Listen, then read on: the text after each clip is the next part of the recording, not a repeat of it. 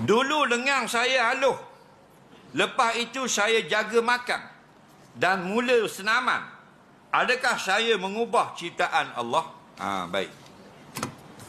Dulu tangan dia halus. Halus tangan. Faham lagi? Tangan halus. Lepas ni dia main bersenam. Main gym.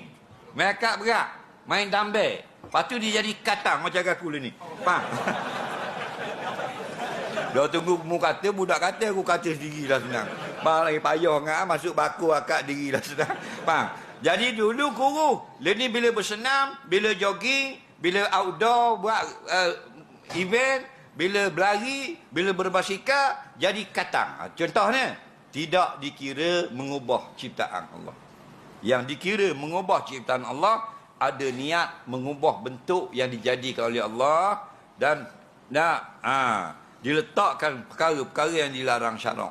Seperti diletakkan implan, diletakkan steroid, diletakkan benda-benda yang salah pada syarak. Kerana Nabi kata, kalau kita nak rawat tubuh kita yang kurus kering, wala tatadawau biharamin, jangan rawat dengan cara yang haram. Jadi kalau letak implan, letak steroid, hukumnya haram.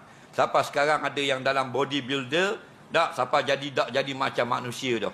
Macam binatang jadi. Itu hukumnya haram. Itulah yang termasuk al-mughayyirati khalqallah. Lepas tu hati-hati jangan berlebihan dalam bab bina badan.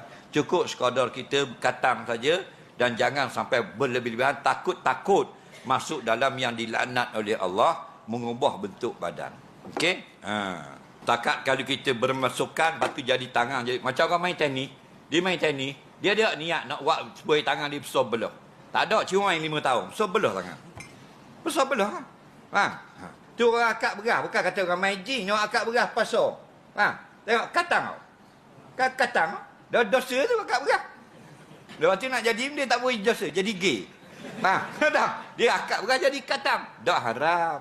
Faham? Kerana tubuh manusia ini bila bekerja kuat, dia menjadi ketul-ketul. Benda yang sama, dia mengembang. Bila kita malas, banyak berehat, banyak tidur, banyak baring, maka dia mengecut. Itu tubuh manusia. Tuhan buat dah lagu tu. Jadi mengembang tu Tuhan buat. Dia tak campur dengan benda-benda asing. Tak letak steroid, tak letak implan, tak cocok dan sebagainya. Maka hukumnya harus. Okey?